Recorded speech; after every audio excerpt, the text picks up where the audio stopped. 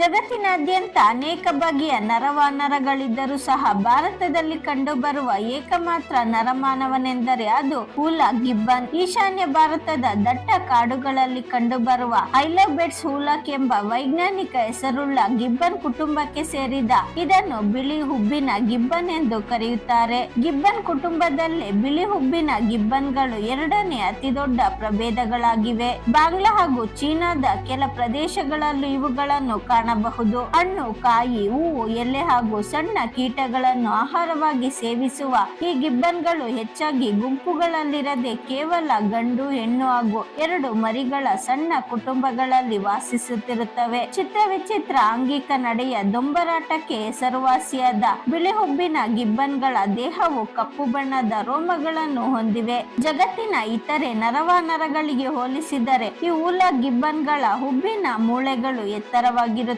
ಅದರಿಂದಾಗಿಯೇ ಇವುಗಳ ಹುಬ್ಬುಗಳು ದಟ್ಟವಾಗಿ ಗೋಚರಿಸುತ್ತವೆ. ಇವುಗಳ ಮುಂಚಾಚಿದ ಇಳಿಜಾರು ಹಣೆ ಬಿಟ್ಟರೆ ಬಹುತೇಕ ಮನುಷ್ಯನಂತೆಯೇ ಕಾಣುತ್ತವೆ.